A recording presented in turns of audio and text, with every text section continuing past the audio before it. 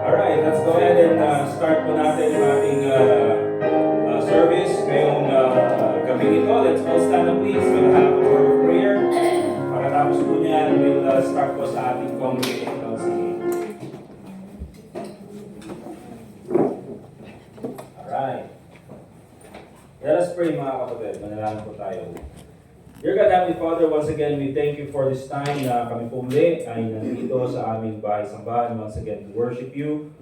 And we thank you, dear Lord, for your guidance and your protection. I pray, Lord, na ikaw po sana ang patuloy na maging gabay namin. Keep us filled with the Spirit, dear God, as we listen to your word. Ikaw po sana, dear God, ang patuloy na mag-glorify sa lahat ng aming gagawin, especially po sa pangalan ng iyong salita. So we thank you, dear Lord, for this opportunity to worship you and to learn from your word.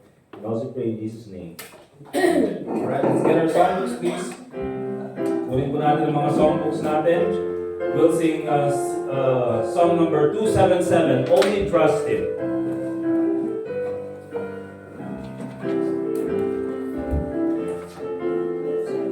Song number 277, Only Trust Him.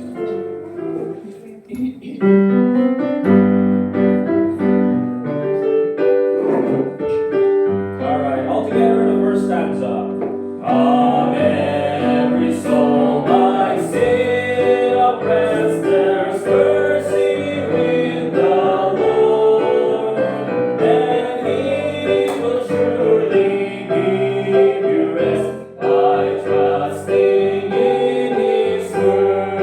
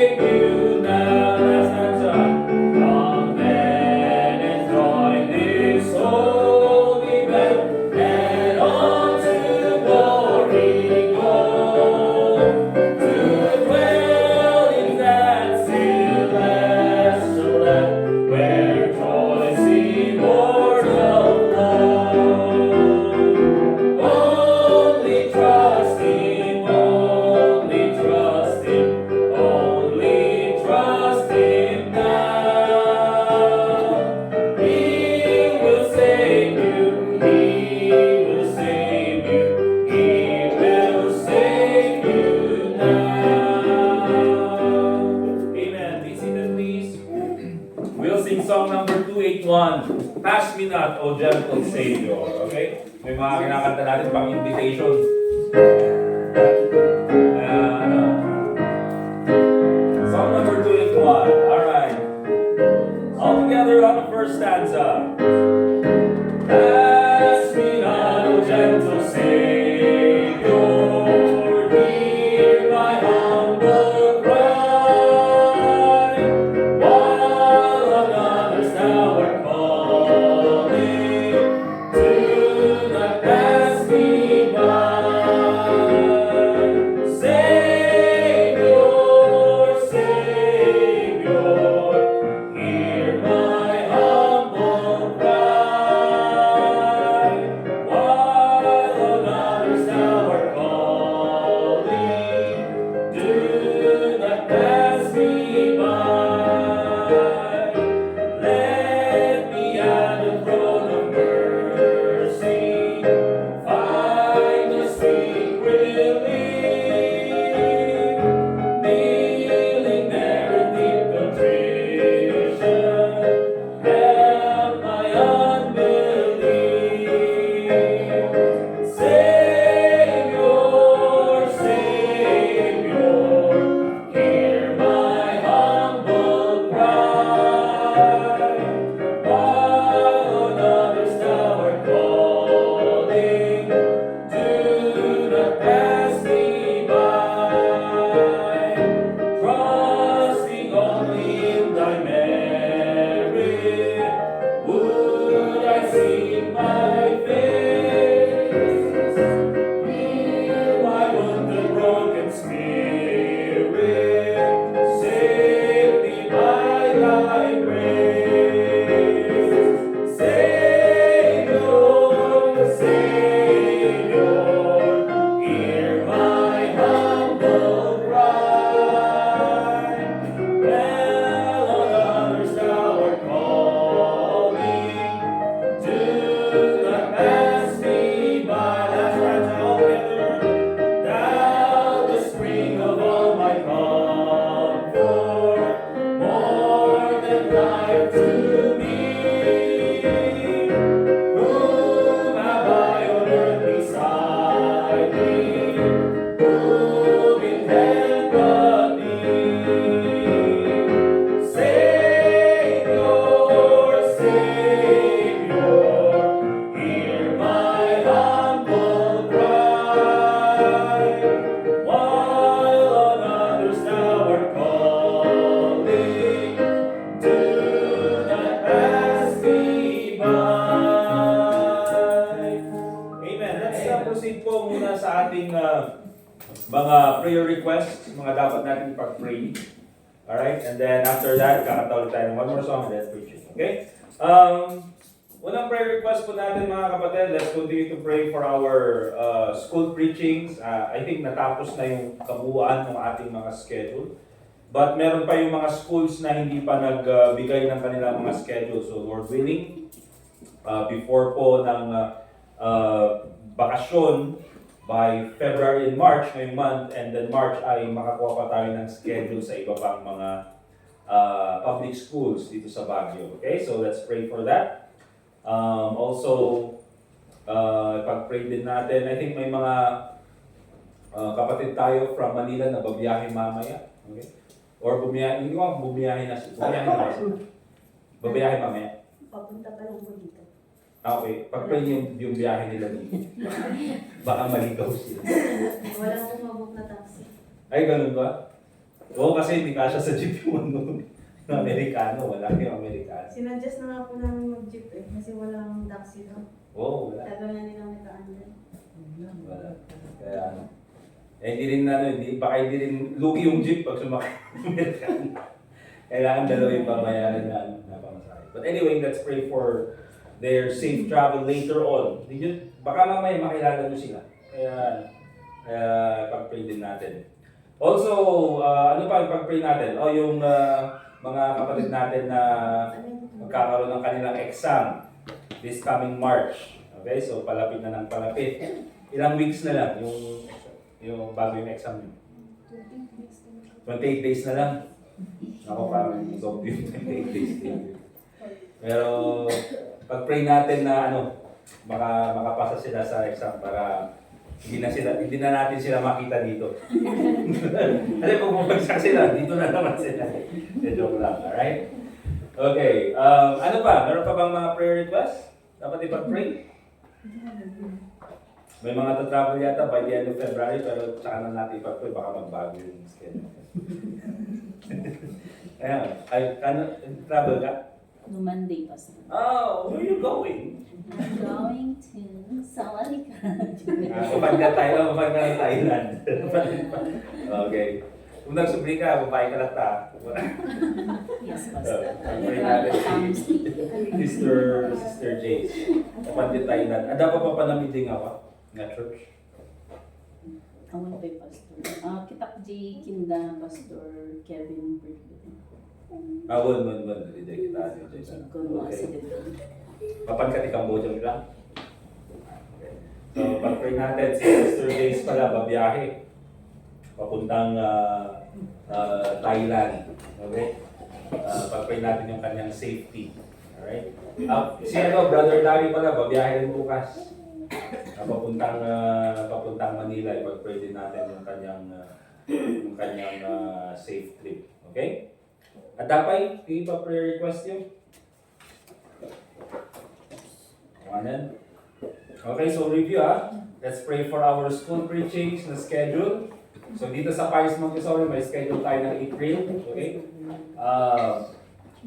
Yung exam ng mga para sa Medtech. Alright? Also, yung mga babiyahe, sila Sister Daisy, Brother Larry, and then yung mga pupunta ng Manila later on tonight. Okay? So yun yung mga ipag-pray natin. Let's have a short prayer, and then after that, ay dadako tayo sa ating congregational singing. Okay, let's pray.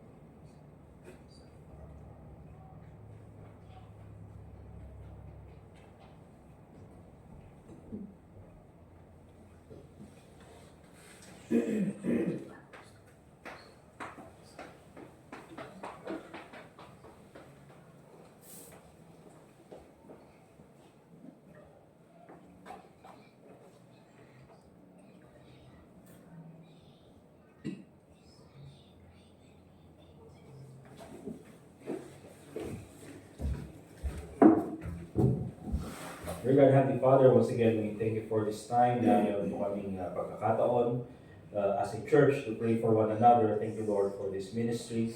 And thank you, Lord, for the availability of prayer na binigay niyo sa amin.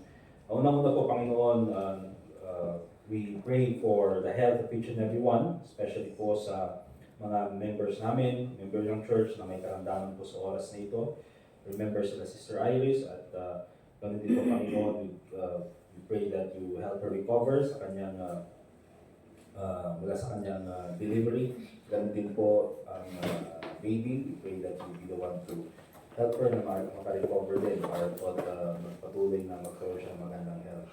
We also pray, Lord, na ikaw po ang patuloy na maging gabay ng church na ito, especially po sa mga maraming pang school preachings, opportunities. I pray, Lord, na ikaw po ang magbukas pa ng maraming opportunity para sa amin so that we can go out and share the gospel sa mga estudyante pa dito sa Baguio City. At hindi lang po sa Baguio, Panginoon, but even in Trinidad and Itogon and in other places po na malapit po dito sa Baguio.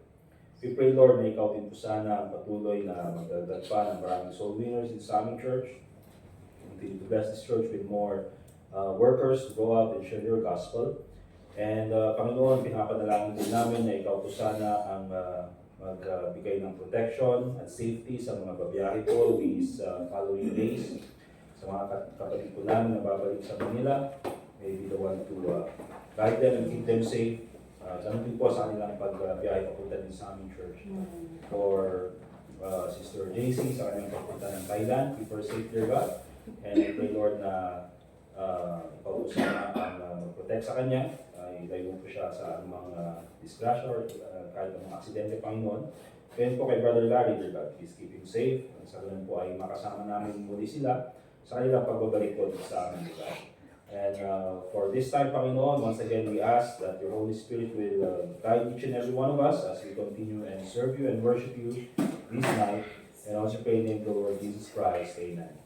Alright, let's go ahead and get our songbooks. Isa pa pong kanta bago po tayo magpatuloy sa ating service. Let's go ahead and sing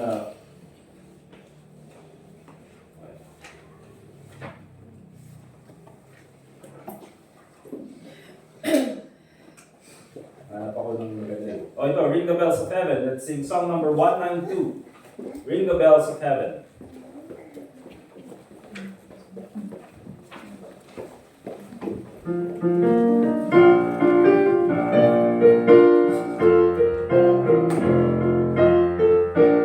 Alright, all together on the first stanza. Ring the bells of heaven, there is joy today, for a soul returning from the wild. See the Father leads him out upon the way, welcoming his weary wandering child. Glory, glory, how the angels sing. Glory, glory, how the loud harps ring. 'Tis the ransomed army like a mighty sea, pealing for the anthem of the free. Ring the bells of heaven, there is joy today, for the wanderer now is reconciled.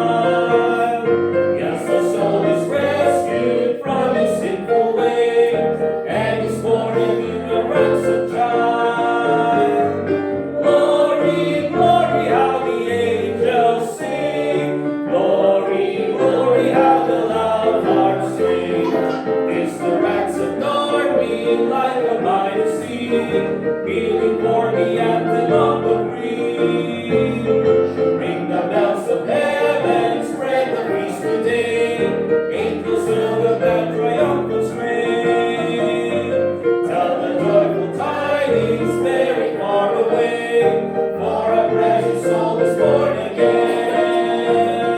Glory, glory, how the angels sing. Glory, glory, how the loud harps ring. It's the ransomed army like a mighty sea, feeling for the anthem of the free. Amen. Let's get our Bibles, please. John chapter 4.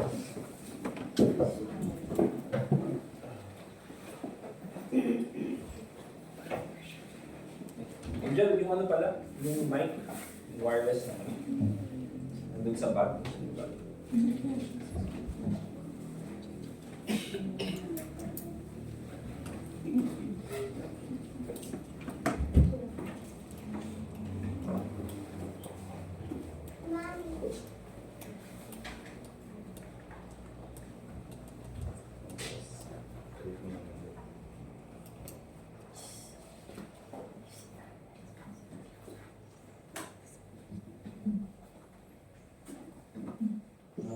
Ayan. Okay na pala. Alright, John chapter 4. We'll read from verse 46 hanggang verse 54. So John chapter 4, starting from verse 46, verse 54. And then we read from verse 46. Sabi ng Bible in John chapter 4, the Bible says, So Jesus came again into Cana of Galilee, where he made the water wine. And there was a certain nobleman whose son was sick at Capernaum. When he heard that Jesus was come out of Judea into Galilee, he went unto him and besought him that he would come down and heal his son, for he was at the point of death. Then said Jesus unto him, Except ye see signs and wonders, ye will not believe. The nobleman saith unto him, Sir, come down ere my child die. Jesus saith unto him, Go thy way, thy son liveth. And the man believed the word that Jesus had spoken unto him, and he went his way. And as he was now going down, his servants met him, and told him, saying, Thy son liveth. Then inquired he of them the hour when he began to amend. And they said unto him, Yesterday at the 7th hour the fever left him. So the father knew that it was at the same hour in the which Jesus said unto him, Thy son liveth. And himself believed, and his whole house. This is again the second miracle that Jesus did when he was come out of Judea into Galilee. Alright, so let's continue po mga kapatid yung ating series ng lesson in concerning the miracles of the Lord Jesus Christ. So last Wednesday, napag-usapan natin John chapter 2, yung first miracle sa Cana. Dito naman, pagbalik ng ating Panginoong Jesucristo doon sa lugar ng Cana, He made another miracle at ito nga yung kanyang pag-heal doon sa anak ng isang official, okay, ng isang nobleman, sabi ng Bible. Okay?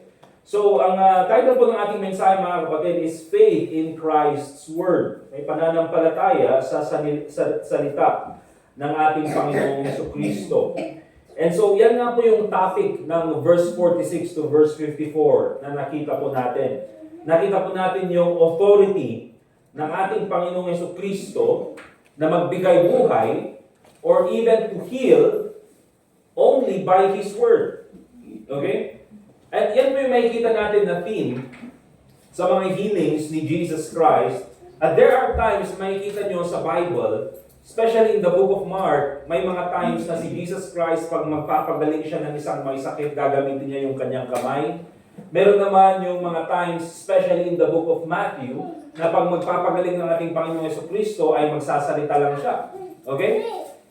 And there are times, mga kapatid, na same miracle, for example, in the book of Mark, na nabanggit din sa book of Matthew, bakit sa Mark, nung pinagaling niya yung bulag, is ginamit niya yung kamay? Bakit doon sa Matthew, nagsalita lang siya? Okay? So yun po mga kapatid, makikita natin yung mga differences doon sa mga miracles na ginawa ni Jesus Christ. So, once again, let's go to John chapter 20, verse 30 and verse 31.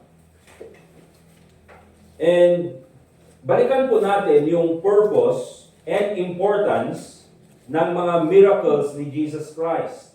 Alright? In John chapter 20, verse 30 and 31, ano sabi ng Bible? And many other signs truly did Jesus in the presence of His disciples, which are not written in this book. But these are written, so maraming mga miracles na ginawa ng ating Panginoon Jesucristo sa harap ng kanilang mga disipulo na sabi ni John the Beloved na hindi na naisulat or hindi ko na isinulat sa librong ito. Pero itong mga nakasulat, these are written that ye might believe that Jesus is the Christ, the Son of God, and that believing ye might have life through His name. Kaya once again mga kapatid, itong mga miracles na ginawa ng ating Panginoong Hesukristo ay hindi po basta-basta lang ginawa niya para ipakita na siya ay may kapangyarihan or ginawa niya lang na para ma-impress yung mga tao. Hindi po ganoon yung purpose ng ating Panginoong Hesukristo. The reason why ginawa niya itong mga miracles na ito ay para ipakita na siya ay Diyos. Para ipakita na yung kanyang sinasabi ay katotohanan. Kasi nga po mga kapatid, hindi niya magagawa ang mga bagay na ito kung hindi sa Diyos. Okay? Kaya yan po yung kailangan natin makita doon sa miracles ng ating Panginoong Hesukristo. Alright?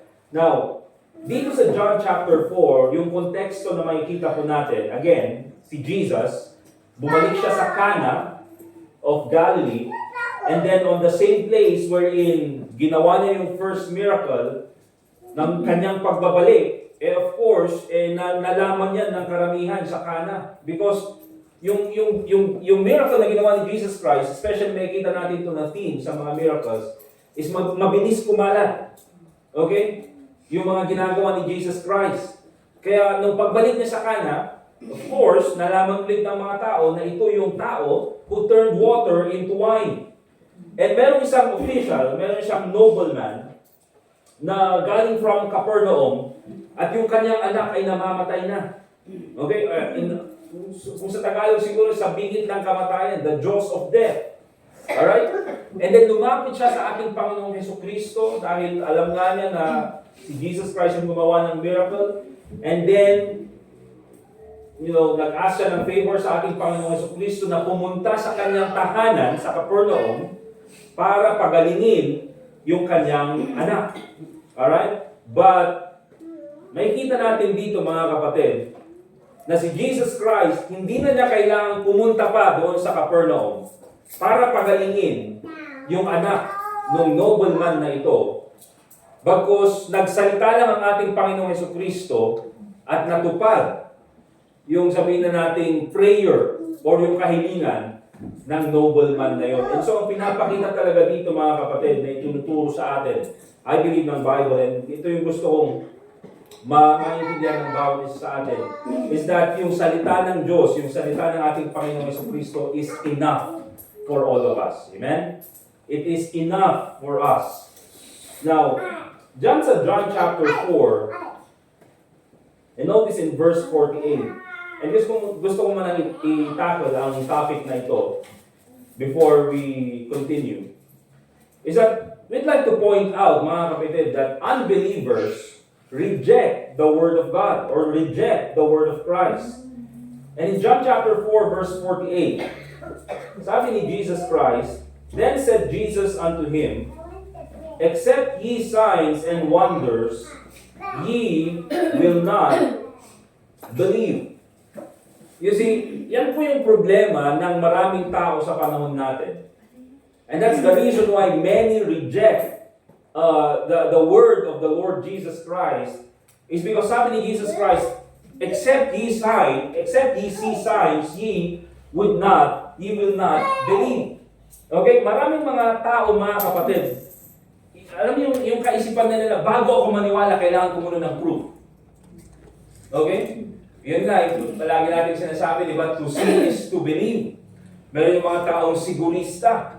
Now, tama po, I think it's good na tayo ay maging sigurista sa mga bagay na ginagawa natin. Pero when it comes to the Word of Christ, mga kapatid, when it comes to the Word of God, hindi po pwedeng ganyan yung attitude natin.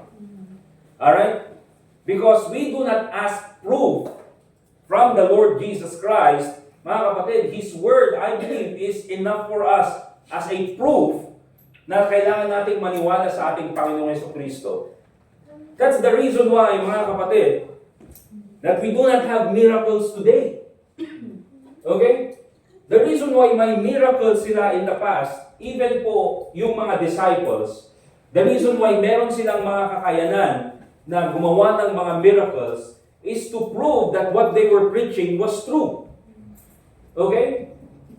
Pero ngayon, mga kapatid, and bakit kailangan i-prove nung sa panahon nila? Because they don't have a complete Bible, mga kapatid. Ang meron lang sa kanila is yung Old Testament and then yung kanilang personal testimony of the Lord Jesus Christ. Pero ngayon, we do not need miracles to prove our faith. You know why, mga kapatid? Because we already have the Bible. Okay? So if the Bible is true at sinasabi natin totoo yung sinasabi ng Bible, yung mga miracles na nakita natin sa Bible ay totoo, ba't pa kailangan natin ng miracles na i-prove? Eh, nandyan na nga yung record that states that our faith is true. Our faith is real. Di ba? Kaya hindi na po tayo naniniwala, mga kapatid, sa mga miracles sa panahon natin. Now, of course, pag sinabi natin miracle, ang salvation po, mga kapatid, I believe is a miracle. Okay? Pero hindi po tayo nagkakaroon ng mga faith healings, ng mga ganyan. Hindi po tayo nagkakaroon ng mga, yung mga miracle crusade. Wala po, mga kapatid. Alright? So, yan po yung gusto natin ipakita. And yan po nga yung ugali ng mga tao. Except these signs and wonders, ye will not believe. Ganyan po ang ugali ng tao when it comes to the Word of God. Meron nga yung mga mag-share ka ng gospel sa iba, di ba? At sasabihin mo sa kanila, okay lang ba na ipakita ko sa iyo galing sa Bible na tayo ay pwede nating masiguro ang langit? Minsan sabi nila, bakit? Siguro meron na bang nanggaling sa langit at bumalik dito at pinakita talaga kung ano talaga ang langit? Di ba? May mga ganun. Because para sa kanila, except these signs and wonders, you will not believe. Alright? Kailangan pa nila ng talagang proof to show na yung kanilang, na yung tinuturo mo sa kanila ay totoo. But hindi po ganun, mga kapatid. Usually, the reason why many people are unbelieving, especially na po yung mga hindi ligtas, yung mga unbelievers. I mean, God mentions to us in John chapter 8. Let's go to John chapter 8. At may kita niyo po.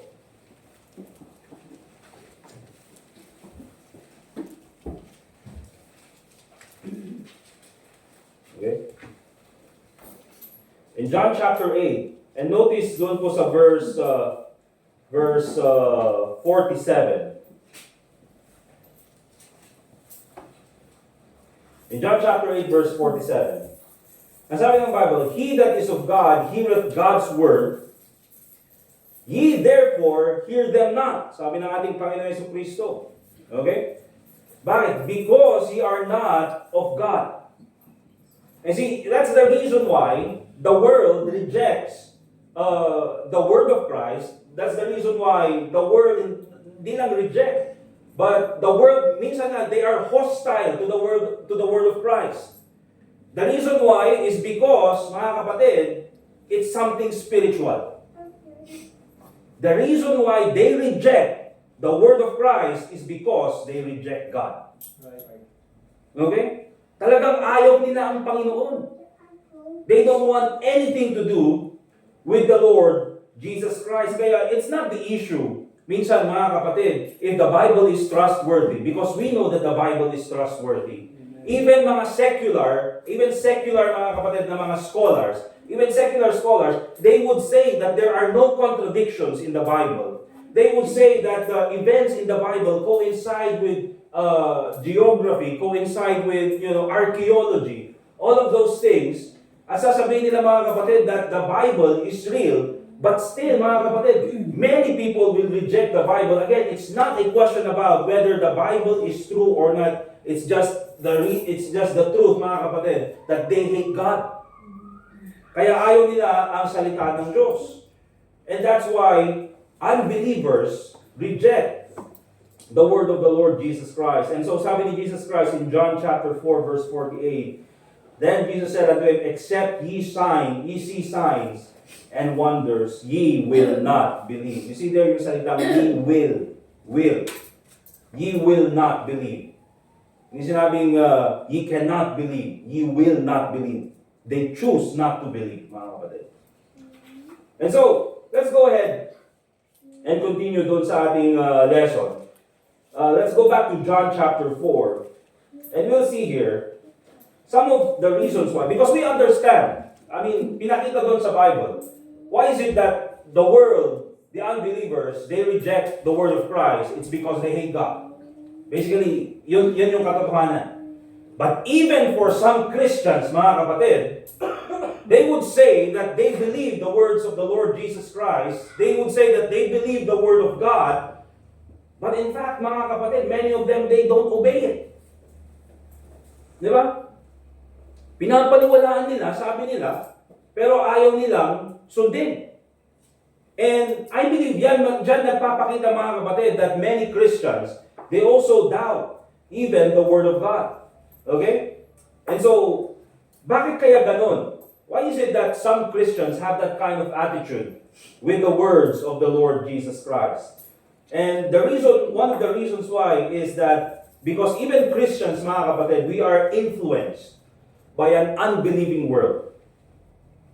Nandyan yung influensya ng mundo sa atin, mga kapatid. Alright? For example, titignan mo doon sa kultura natin, even doon sa entertainment, it normalizes sin. Okay? I mean, sa mga kanta na napapakinggan mo, sa music na pinapakinggan mo, even doon sa mga movies, doon sa mga billboard. Di ba? Kahit na wala kang planong tignan, pero nakikita mo yung mga billboard na it's just full of sin, nandyan yung kasalanan. Alright?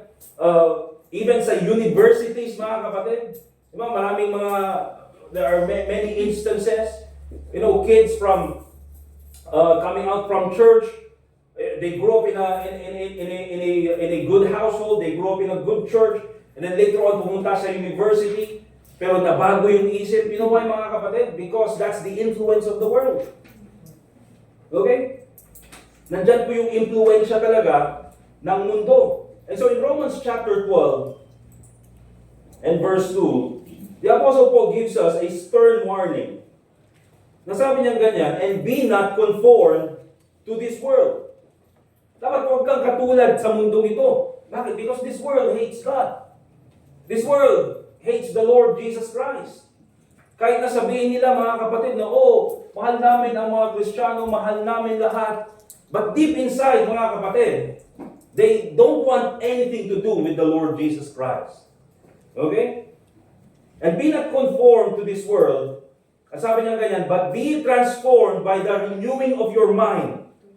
So remember, mga kapatid, the battle always begins doon sa mind. It always starts in the mind. Okay? And then sabi niya ganyan, that he may prove what is that good and acceptable and perfect will of God. So nandyan po, mga kapatid, that's the stern warning of the Apostle Paul for Christians not to be like the world. And probably sabihin natin, mga kapatid, there are Christians, mga kapatid, na sabihin natin, hindi naman yung kanyang pananamit ay hindi katulad ng mundo. Pero ang usapan dito, mga kapatid, the warning here, mga kapatid, is not in our passion, it's not even, mga kapatid, doon sa mga kung anong ginagawa natin. First of all, it's on the mind. It's dangerous, mga kapatid, that if you're a Christian, and then you are thinking like the world. Okay? Hindi po maganda ang isang Kristiyano. Kristiyano nga siya, ligtas, pero yung isip niya ay kamunduhan. You know why, mga kapatid? Because again, ang Bible po, mga kapatid, maraming tinatawag na kasalanan dito sa salita ng Diyos. Okay? Pero anong ginagawa ng mundo? What the Bible calls sin, the world calls a right. Diba? Kung sinabi na, dalawang gender lang, di ba? Male and female. Yung sinabi ng Bible. Pero ang sinasabi ng mundo, we have a right to choose. Di ba? Ang sinasabi lang na ang marriage lang is between man and woman, we have a right. Meron kaming karapatan. Di ba? Yun yung palaging sinasabi, mga kapatid. Alright? And so dyan po talaga natin makikita that the reason why even some Christians, Kristiyano sila, ligtas sila. Pero bakit ganun yung kanilang kaisipan? Taliwas sa sinasabi ng salita ng Diyos. It's because there's the influence of an unbelieving world. Also, this is very important to know. We'll go to John chapter 3 and verse 19. Why is it that some Christians, doubt the words of the Lord Jesus Christ? Why is it that some Christians doubt the Word of God? We understand for the unbelievers, they hate God. But why is it some Christians, even, they doubt the Word of God?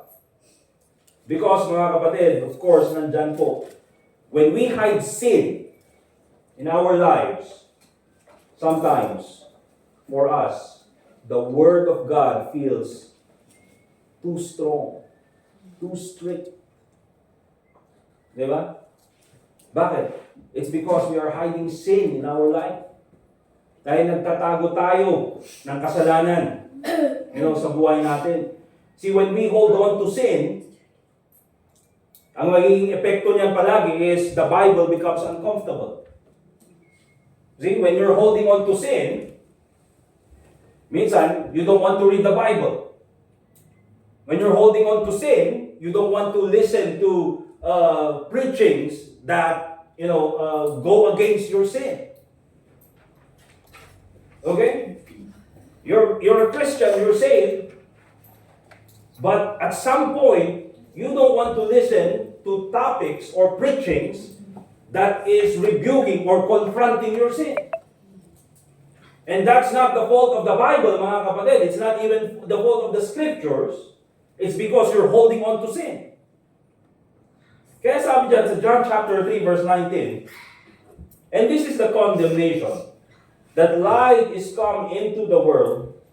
And ito nga mga kapatid, this is the reason why people hated the Lord Jesus Christ. And men loved darkness rather than light. You know why? Because their deeds were evil.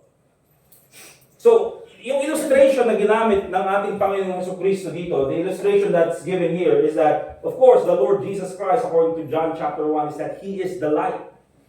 Okay? Si John the Baptist, of course, he is the one who is pointing to the light. Di ba? So, si Jesus Christ yung light, mga kapatid. And why is it that the world hated the Lord Jesus Christ? Because ang tao, he would like to live in darkness. Because in darkness, mga kapatid, no one can see their sin. They know they're doing it, but it's not exposed. And so nung dumating ang ating Panginoong Jesucristo, and He starts preaching the right gospel, and then nag-preach siya ng tamang paraan ng pamumuhay, and then that is the light, the Lord Jesus Christ. It exposed the sins of the world. It exposed the sins of the Pharisees. It exposed the hypocrisy, mga kapatid, ng mga tao sa kanyang panahon. And that is why they hated the Lord Jesus Christ. And that is why they hate you, mga kapatid, when you preach the gospel. And that is why they hate you, mga kapatid, when you preach the Bible. You know why? Because it exposes sin. Alright? Kaya ang tao, mga kapatid, mas gusto niya yung kadiliman. Hindi niya napapansin, mga kapatid, why is it all those places of sin, it's always dark? You go to a bar, it's dark. Punta ka sa beer house, dark. Di ba? Bakit, mga kapatid? Kasi yan po yung nakasanayan ng tao. You see, for example, kung isa kang Kristiyano and you're living in dishonesty, you will hate preachings concerning the truth. Bakit? Because you're holding on to dishonesty. Kung Kristiyano ka, mga kapatid, and then you are holding on to pornography, you hate preachings that concerns purity. Okay? Kung Kristiyano ka, mga kapatid, that may kita doon, mga kapatid, na ikaw ay any sin, mga kapatid, na tinatago natin, the heart does not want to be exposed. And so that's the reason why maraming mga Kristiyano, yes, they're saved. Yes, they know the Lord Jesus Christ as their Savior.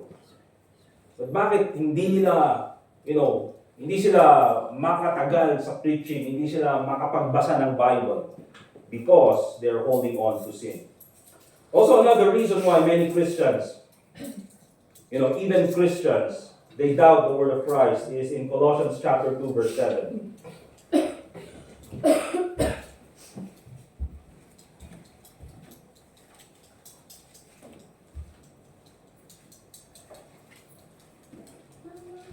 And another reason why, mga kapatid, is that because many Christians, they have a shallow Bible intake. Di ba? Pag sinabi natin shallow, ano yung mababaw? Okay? I mean, mababaw lang yung kanilang pagtanggap sa salita ng Diyos. They do not know the Word of God enough. They do not know the Word, the Bible well enough. Okay? To trust it. You see, maraming Kristiyano, there are Christians sometimes that the only time they read the Bible is by going through Facebook. Di ba? Bakit? Dun sa mga quotes lang sa Facebook. Dun sa mga reels sa Facebook. Okay? Dun sa mga motivational lines dun sa Facebook. Okay? Now, nakakatulong yung mga yun, mga kapatid. Those are helpful, yung mga sermon clips, mga sermon reels. Probably sa Facebook or even sa YouTube. Those are helpful, mga kapatid. But we need to understand that hindi lang tayo dapat nagpo-focus sa mga bagay na yun. We also need to understand, we also need to have that personal Bible study. Okay? That we also should read what the Bible says and meditate on it. So that hindi lang tayo maraming Kristiyano, they just want to be spoon-fed. Okay? They just want to be spoon-fed. Yan po yung nagiging ugali ng maraming Kristiyano ngayon. And so, bakit maraming Kristiyano? Why is it that many Christians, they just have a shallow understanding with what the Bible says? It's because, mga kapatid, they don't even read the Bible. They don't even study the Bible. Okay, again, you cannot blame, of course, yung pastor, yung preacher, it's his responsibility to study the Word of God and then preach the Word of God, preach the Word of truth sa congregation. That's his job, that's his responsibility. But again, mga kapatid, it's your responsibility to read the Bible. Di ba? You cannot blame the preacher, you cannot ask the preacher to read the Bible for you. Okay? You spend, siguro, 3 hours, 4 hours at church every week. Maximum na, sabihin na natin, 8 hours at church per week. Okay? Compared to you staying at home, mga kapatid, and nanonood ng YouTube, Facebook, kahit ano-ano mga basurang pumapasok sa isip natin.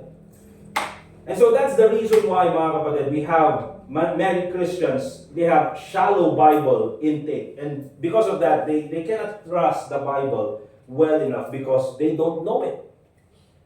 Okay? They don't know it. Ano alam nila? What do they know? John 11:35. Oh, John 11:35. Jesus is wept. John 11:35 naman, nagkamali pa. Diba? Minsan yun na lang yung alam, mga kapatid. And so, Colossians chapter 2 verse 7, the Bible says, rooted and built up in Him, the Lord Jesus Christ. Yan po ang maganda sa isang Kristiyano. You should be rooted in the Lord Jesus Christ. You should be built up in the Lord Jesus Christ. Established in the faith. And you know how to do that, mga kapatid? The Bible says, as ye have been taught. Alright? Kasi nga tinuruan ka ng salita ng Diyos, abounding therein with thanksgiving. That's why it's very important, mga kapatid, for us. As much as we can, read the Bible, doon tayo sa bahay, but also make sure that we come to church, okay? And listen to the preaching of the Word of God. Remember this, mga kapatid. Every time you come to church, and then you listen to the Word of God, it's not a waste of time. Right. Amen. Okay? Hindi po yun sayang. Oh, I have to travel, going to church, I have to do this, I have to prepare, I have to do all of these things so that I just can get to church. Because, mga kapatid, you know why? It's very important. Okay? It's very important. Yan po yung nagbibigay sa atin ng katatagan sa buhay. Now, let's go ahead, mga kapatid, and tignan po natin. Let's go back to John chapter 4. And we'll see here the effects of doubting the Word of God, or the words of the Lord Jesus Christ. Again, in John chapter 4, we're studying the second miracle of the Lord Jesus Christ in verse 46 to verse 54. After He came back to Cana. And then sabi niya ganyan, in verse 50, Jesus said unto him, to the nobleman, Go thy way, thy son liveth. Okay? Again, remember this, What's the request of the nobleman? Come down. Come down to Capernaum. Bakit? Because yung aking anak is nasa bingit ng kamatayan. Alright? But sabi ni Jesus Christ, I don't have to go there. Okay? Sabi niya again, Go thy way, thy son liveth. And here's the thing, mga kapatid. And the man believed the word that Jesus had spoken unto him, and he went his way. Okay? Nung sinabi ni Jesus Christ na, okay, sige, punta ka na. Punta ka, lakad ka na. At yung anak mo ay mabubuhay yun. Huwag kang mag-alala. Anong ginawa niya, mga kapatid? Hindi niya sinabi, sigurado ka ba? Hindi mo naman binisita yung anak ko, Paano mo alam? Paano mo alam? But because sinabi yun ni Jesus Christ, because the Lord Jesus Christ said it, it was enough for that person to believe that what Jesus Christ said is true. Enough na yun. You know why, mga kapatid? He has a reference. Because in John chapter 2, Jesus made the first miracle. Di ba? I don't know, mga kapatid, maraming Kristiyano, there are many times wherein the Lord Jesus Christ has been very faithful to us. Ang Panginoon naging faithful sa atin. At ang dami na niyang ginawa sa buhay natin. And the reason why we are here is only because of the Lord Jesus Christ, only because by the grace of God. And yet, we still doubt Him.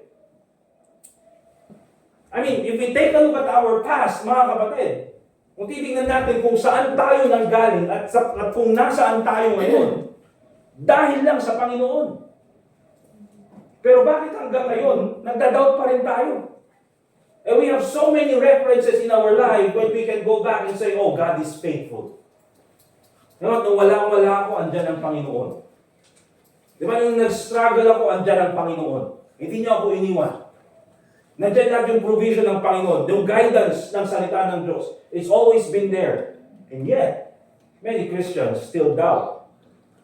You see, the Lord Jesus Christ. You see, mga kapatid, here's the thing. What's the effect of doubting God's word? You see, doubt leads to delay. And that delay, mga kapatid, is disobedience. You see? Because anong ginawa dito, mga kapatid? Minsan, maraming Kristiyano, this is the problem with many Christians nowadays. I mean, there's no problem with the Word of God. Alam natin yan. Okay? When it comes to the preaching of the Word of God, there are so much material, mga kapatid. You go to the internet, punta ka sa Facebook, there are so many people preaching the Word of God. Okay? Pwede kang mamili kung sino yung gusto mong pakinggan. But maraming Kristiyano, many Christians, they listen to the Word of God. And they have this attitude that they want to obey. But, mga kapatid, their obedience becomes disobedience, or their want to obey becomes disobedience because of one word. Ano yung salita? The word later. Di ba? Oh, they heard from the preaching, mga kapatid, to read the Word of God. And then nandun yung conviction ng Holy Spirit that they should read the Word of God. But then, anong sasabihin nila? Oh yeah, I will read the Word of God later.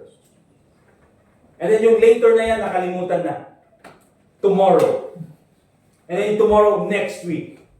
And then yung next week, wala na. It all started with later. Diba? Ang sabi ng Bible, go and preach the gospel. And then nandyan yung conviction ng Holy Spirit that you should go and preach the gospel. Pero instead of obeying now, anong naging sagot? Oh, yes, later. I will share the gospel later. O share it to him. O later. Eh, umalis na tuloy. The next one. Tapos later na naman. Wala na. Tomorrow. And ano nangyari? Next week. And then wala na. Okay? Forgive one another. Be kind one to another. Tender-hearted. Forgiving one another. Forgive. Sabi ng Bible. Sabi, later. Later. Wala talagang intention magpatawad eh. Di ba? Hanggang sa kinalimutan na. Alright? And so, that's very important na makita natin because yung delay na yan, it can lead to disobedience. Okay? Huwag po natin kakalimutan yan. Ito pa, very important. See, when we doubt the Word of God, that doubt, okay, that disobedience that we have to God's Word, it will lead to sin and spiritual compromise. Let's go to Hebrews chapter 12. Hebrews chapter 12. And tingnan po natin. Hebrews chapter 3.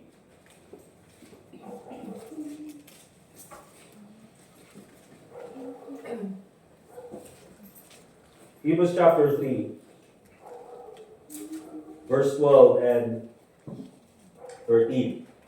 Ang sabi ng Bible, take heed, brethren, sabi ng writer ng Hebrews, lest there be in any of you, notice this an evil heart of unbelief. You see, ito mga kapatid, ang problema ng maraming Kristiyano is that ang dami na nilang nakita sa salita ng Diyos. They have so many things they have experienced based on the Word of God, based on, how God has blessed them, has protected them. And yet, meron pa rin silang heart of unbelief. And the Bible says, in departing from the living God. Bakit ganun mga kapatid? Bakit kayang evil heart of unbelief? Dito sa Hebrews chapter 3, he's talking about the Hebrews who were in the wilderness, who came out from Egypt. Okay? And these people, mga kapatid, I would even say that this generation is one of the blessed generations. You know why? Because they experience, mga kapatid, how God, through His might and through His power, mga kapatid, nakita nila the 10 plagues. They have seen how God moved in order for them to get out of Egypt. Di ba nakita nila yan? They experienced, mga kapatid, the division of the Red Sea. Na-experience nila the manna from heaven. The quail, na-experience nila yung tubig na galing doon sa bato. They have experienced all of those miracles, and yet, they still don't trust God. Nagets niyo yun? Sasabihin siguro natin, siguro pag ako, if I'm in their situation, I would definitely trust God. Siguro, hindi natin alam. Ngayon nga mga kapatid, maraming Kristiyano, they trust the Lord Jesus Christ as their Savior. But they can entrust to Him, mga kapatid, yung kanilang future. Okay? They cannot entrust to Him their problems. And so, maraming Kristiyano, mga kapatid, ganyan yung kanilang ugali. And because of that, it opens the door to sin and spiritual compromise. Kaya sabi nyo sa verse 13, but exhort one another daily, while it is called today. Today na, not later, today. Lest any of you be hardened through the deceitfulness of sin. Okay? Through the deceitfulness of sin. Alright? Because ang nangyayari dyan, mga kapatid, because when we start to doubt what the Lord Jesus Christ says or what the Word of God says, later on, anong ginagawa natin, mga kapatid? Yung kasalanan, ginagawa na natin ng excuse. Yung kasalanan, mga kapatid, ang ginagawa na lang natin is parang kung ano yung kasalanan na kinokondem ng salita ng Diyos, ginagawan pa natin ng rason. Diba? And also let's go to John chapter 4, verse 53. What another effect of doubting God's Word? In John chapter 4, verse 53. Ang sabi ng Bible, so the father knew, yung nobleman, when he went back home doon sa Capernaum, and then sabi ng mga servants, buhay na yung anak mo. Okay?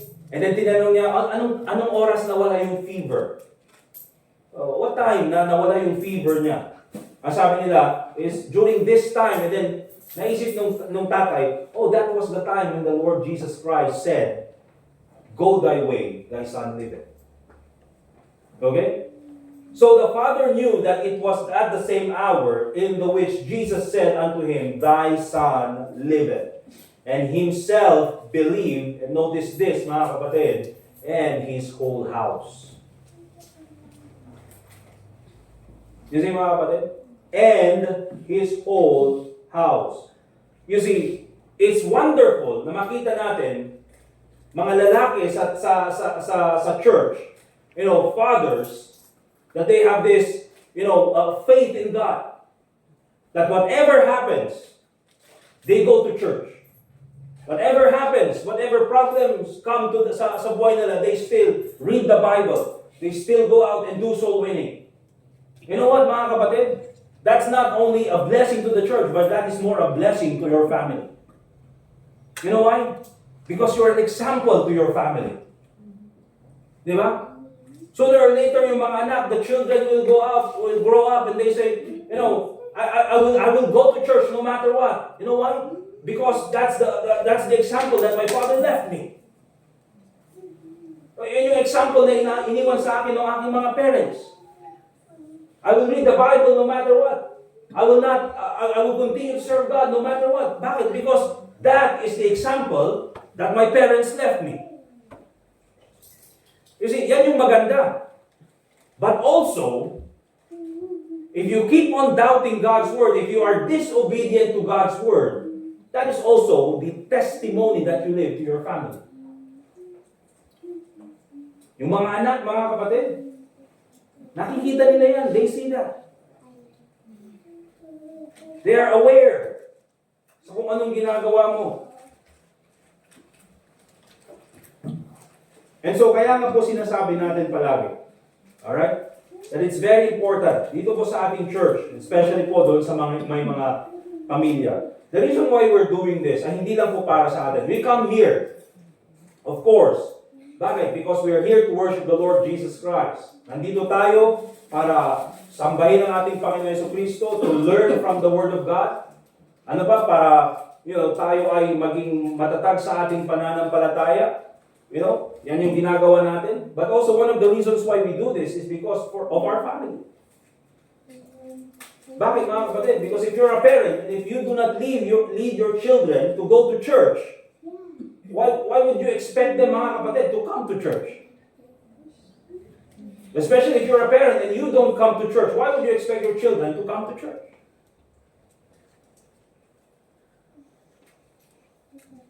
And so, yan po yung kailangan nating makita. Yan po yung effect. If we keep on doubting the Word of God instead of obeying yung salita ng Diyos. And so, doon po sa ating panghuli na titignan, I will just give you some practical steps to strengthen your faith in God's Word. Okay?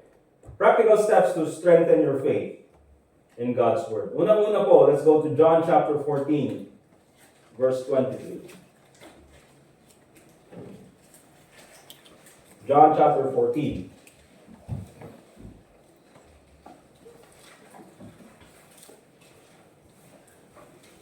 And notice in verse 23. Ang sabi ng Bible. Jesus answered and said unto him, If a man love me, he will keep my words. And meron din sa sinabi ng ating Panginoon Jesucristo, If you love me, keep my commandments. And my Father will love him, and will come unto him, and make our abode with him. You see mga kapatid, one of the practical steps para maging matatag yung ating pananampalataya sa salita ng Diyos, to strengthen our faith in God's Word, is always do this mga kapatid. Always treat the Word of God as your final authority. Okay? Always treat the Word of God as your final authority. Mga kapatid, we are Baptists. Okay? And in our distinctives, yung letter B, biblical authority. Amen? Ibig sabihin yan mga kapatid, whatever our doctrines are, whatever our practices are, they are all based on what the Bible says. Okay? Kaya po tayo mga Baptists, we are known to be a people of the book. Kung ano yung sinasabi ng Bible, yun yung sinusunod natin. Hindi po tayo katulad, mga kapatid, ng mga ibang Kristiyano who just take the Word of God as an opinion, as an option. Okay? Hindi po katulad ng mga kulto. Mga Mormon, for example. Di ba? Na parang, just one of the writings na kung saan binabase nila yung kanilang pananampalataya. No, mga kapatid, our doctrine, our way of life as Christians, especially if you're a Baptist, okay, is always tied to what the Word of God says. It is our final authority. Anong ibig sabihin yan, mga kapatid? Our decisions, our morality, lahat, mga kapatid, even the things that we do inside the church, ay dapat po kitang-kita sa Bible. Now, hindi naman po natin ginagawa na lahat na lang extreme. Okay? Upang magsayang ka ng kanin, dapat meron ba yan sa Bible? Hindi yun. Hindi ganun, mga kapatid. Okay, hindi ganun. Alright? Hindi yun yung sinasabi ko. But, pero ang problema, mga kapatid, is that many Christians, even Baptists, naturihan pa man din Baptists. Pero yung tingin sa salita ng Diyos ay parang opinion lang. Parang option lang. Remember this, when you read the Bible, para maganda, always treat the Word of God as a command. Okay? Always treat the Word of God as a command. Pag nagsalita yung Bible, when we hear what the Bible says, at nandiyan yung conviction ng Holy Spirit, don't negotiate with the Bible. Just obey what the Bible says. If you see that it's clear from the Word of God, then don't negotiate with the Bible. Kung sinabi ng Bible that, not forsaking the assembling of ourselves together as the manner of some is, don't negotiate with that. Amen. Di ba, na parang sasabihin mo na, God will understand. God is merciful. God will understand. Andun na nga yung command eh. The command is already there. Di ba? Bakit pa kailangan mo pang i-negotiate? Kaya sasabihin ko na we don't negotiate with terrorists. Di ba? Bakit? Nakiki-negotiate ka eh. Nandyan na nga yung command. Alright? Hindi po ito katulad ng batas ng tao that it can be amended. No, mga kapatid. The Word of God is final. It's our authority. Alright? Ang kailangan lang natin gawin is to obey. I mentioned this last Wednesday. We have already experienced, many of us, just like me, for example, I was a backslider before. Diba? Marami sa inyo siguro, you've experienced also being a backslider. We've experienced how it is to disobey the Word of God. There's no joy. There's no happiness in it. It's just a miserable life. Now, why would you do it again now? Diba? Kung na-experience mo na talagang masaklap pala ang buhay ng taong taliwas ang kanyang paumuhay sa salita ng Diyos, huwag gagawin mo ulit. We've tried that before. Now is the time, you see, to obey what the Word of God says. Take the Word of God as your final authority. It's not an advice, mga kapatid, it's a command. Alright? And also, very important, going back to John chapter 4, verse 50. Notice this. The Bible says, again, sabi ng nobleman, come down, punta ka sa Capernaum, heal my son, dahil malapit na siyang mamatay. But ano yung sagot ni Jesus Christ? Jesus saith unto him, go thy way, thy son liveth. Go home. Bakit? Yung anak mo, bubuti siya. He's not going to die. Thy son liveth. Here's the thing, mga kapatid. Very important for us as Christians. Remember this.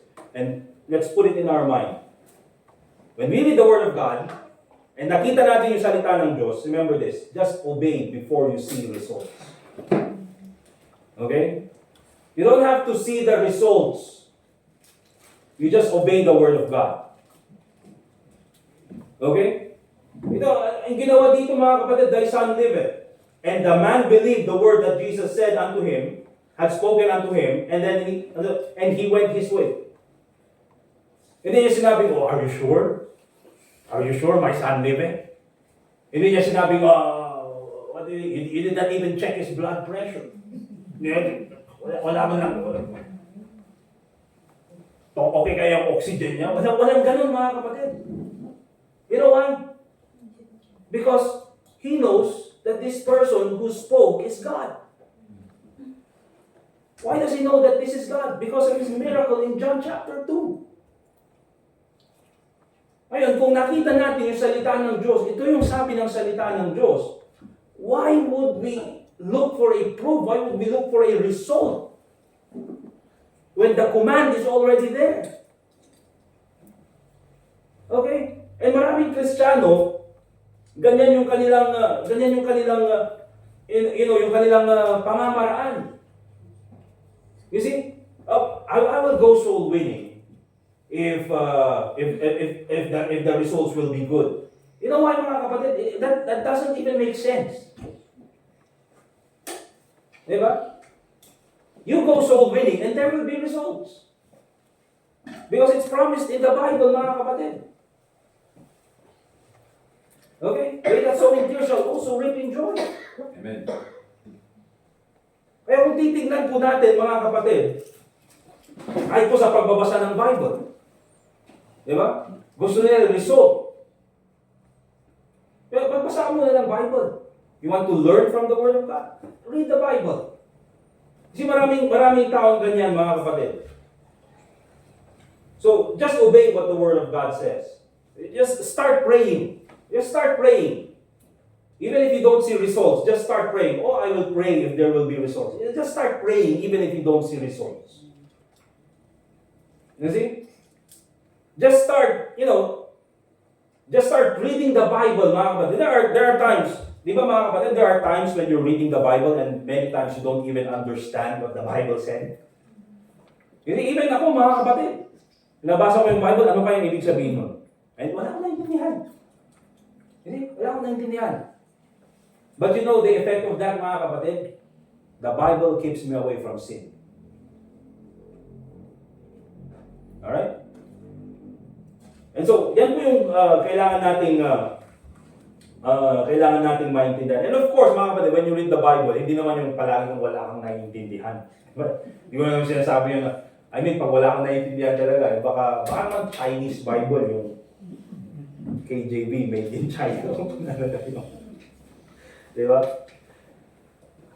Pero ang sinasabi ko dun is there are certain parts of the scriptures that are difficult to understand. Yun na lang. Difficult to understand. Okay? And so, yan po. Obey before you see results. You don't have to see results. Just obey what the Word of God says. You see? And of course, very important na makita po natin. Let's go back to John chapter 4, verse 53. So the Father knew that it was at the same hour in the which Jesus said unto him, Thy Son liveth, and himself believed, and his whole house. You see, mga kapatid, it's very important that you surround yourselves with people who submit to what the Bible says. Bakit? You see, his whole house also believed. You know why? Because he believed. If you are with people, mga kapatid, who practice and believe what the Bible says, you know what's going to happen to you? Later on, you're also going to believe and practice what the Bible says. Amen.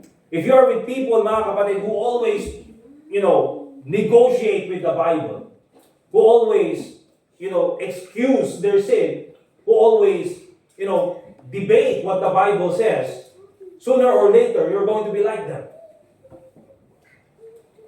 Bakit? Biblical yun, mga kapatid. Do not be deceived. Diba? Bad communication, corrupt good manners. Kaya kung ganun yung palagi mong kasama, palaging kune-question yung sinasabi ng salita ng Diyos, later on, you're gonna question it also. Even at church, mga kapatid, if you are with people who always, go against what the preacher says, oh, really? Oh, ganun ba talaga? Or is that really what the Bible said? Later on, you're going to be like that. True. Di ba? Na palagi na lang, questionin na lahat. Okay? And so, dyan po natin makikita, mga kapatid, that ito po, yung ating, sa John chapter 4, yung nobleman na ito, his faith affected his household. Yung kanyang, pagsunod sa sinabi ng salita ng Diyos, It affected his household. Because he believed what the Word of God said, it affected his household. And so here in John chapter 4, again, as we continue on our series in the miracles of the Lord Jesus Christ, this is only the second miracle, mga kapatid. And in John chapter 1, nakita natin how the Lord Jesus Christ, even with those simple things na akala natin ay simpleng bagay lang sa ibang tao, His provision is always there. But here's the thing, mga kapatid, it is a matter of life and death. Diba? Pero even here in John chapter 4, makikita natin that Christ's words are sufficient. Christ's words are enough. It is enough for them and it's enough for us. The only question is, are we going to obey it? Amen? And nasa sa atin na po yan. Nasa sa atin na po yan. Kung tayo po ay mag-obey sa salita ng Diyos. Si many of us, mga kapatid, hindi naman tayo nagkulang sa pangangaral ng salita ng Diyos. Diba? Yan po tayo nawawalan ng supply ng salita ng Diyos. Ang dami naman dyan. The problem is, many sa atin, mga kapatid, we always doubt what the Bible says. And so yan po yung kailangan natin gawin. Practical steps to strengthen our faith in God's Word. Treat Christ's Word as your final authority. Pag Baptist ka, especially if you're a Baptist, that's our distinctive. The Bible is our final authority, biblical authority. Obey before you see results. Okay? Hindi mo na kailangan yung resulta. You just need to obey. And if you, by the way, if you're looking for results, just read what the Bible says. Anyone who obeyed what the Bible says, mga kapatid, sila David, sila Abraham, lahat sila mga kapatid, all of them were blessed. And also, you can look at the people in the Bible who disobeyed what God said. All of them lived in misery. Okay? And also, mga kapatid, surround yourself with people who submit to what the Bible says. Okay? Kaya yan po yung lesson natin this evening in John chapter 4. Let's pray. Dear God, Heavenly Father, once again, we thank you for this time that we are able once again to read your word and to study it. Lord, thank you for this miracle that we have read in John chapter 4. This is only the second miracle that we are studying from our series. I pray, Lord, na ikaw po sana ang patuloy na magbigay sa akin ng kaalaman sa mga mirakulong ito. And I pray, Lord, na ikaw din po, Panginoon, ang patuloy na magbigay namin. Especially, Lord, as we continue to serve you, we pray that ang iyong salita ay maging maitanim po sa aming puso at isipan. We pray that your Holy Spirit will always guide us, especially, Lord, sa mga gawain po namin, as we continue to serve you until the weekend. So, Panginoon, ikaw po sana ang maging gabay namin, especially po sa mga susunod pa namin gagawin. And also pray in the name of the Lord Jesus Christ. Amen. Alright, let's go ahead mga kapatid and prepare po natin yung ating mga offerings. Let's prepare our offerings. And then after that,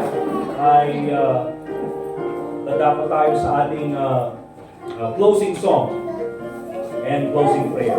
Okay, so meron tayong mga bisita mga kapatid. We have brethren from Manila. Okay?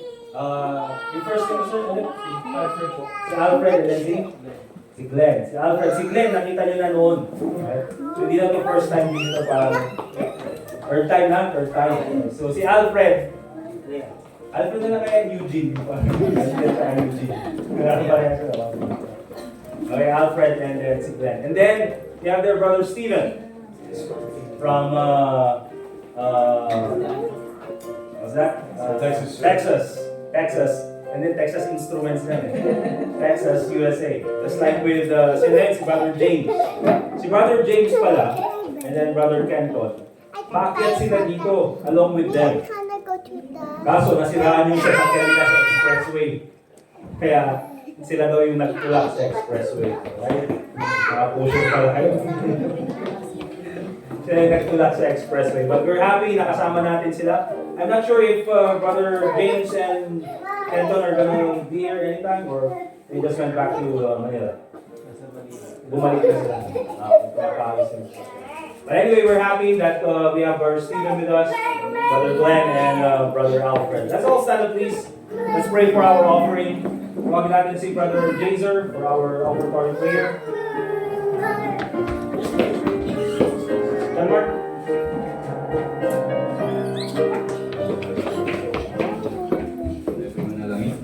Nakilala namin Diyos na ako sa dito at sa salita na nalalabas sa akin. Ito, hindi kayo pwede ako sa bigayan. At ako po ay Panginoon ang bawat gawin namin ibigay. Kung gawain na pwede niya ako kayo Panginoon sa grupong ito. Maraming sa mga dalangin sa Panginoon Yesus. Amen. Let's give our offering, mga kapatid.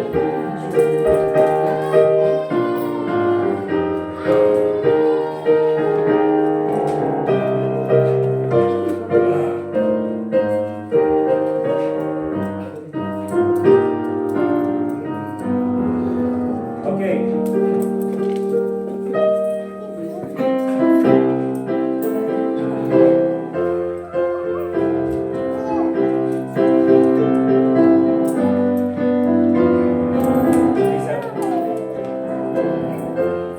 Okay, let's go ahead and have our closing song. Let's get our songbooks, please. Once again, let's stand up, please. Song number 372, Let the Lower Lights Be Burning. Okay, before we any closing prayer natin si Brother Larry.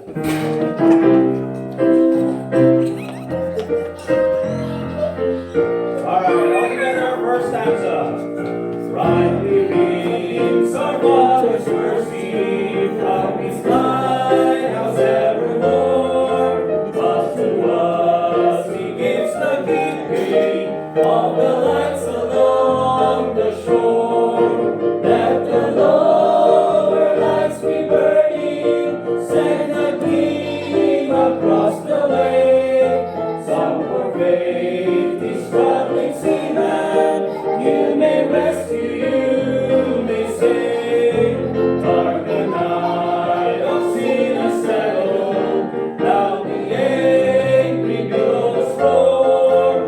Eager eyes are watching, longing for the lights along the shore.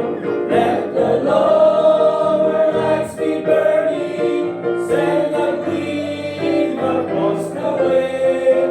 Some were fainting, struggling seamen, you may rescue, you may save. Keep your eagle lamp, my brother. Some were sailor tempest tossed, trying to make the harbor. In the darkness they be lost. Let the lower lights be burning, send a gleam across the way. Some were fainting, struggling seamen, you may rescue, you may save.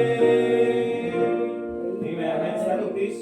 Thank you, Diyos Ama, iti manag nga natpas nga panagdayaw, iti manag ti kararag mo, thank you, panagiti sao, man kami namigan, kataga kadinga si karata ti kumuy-kuyog, kanungon una, kadagiti amin nga aramid ni manan, nakasadda nga sina-sina kami, kat aywanang kaditi tugang may sakada kami. Dati manting kami, dawat kang kararag kang ka, tinalantak mo ni Jesus. Amen. Amen. Let's shake hands. Mga kapatid, mga bisita natin, shake hands with them. And then,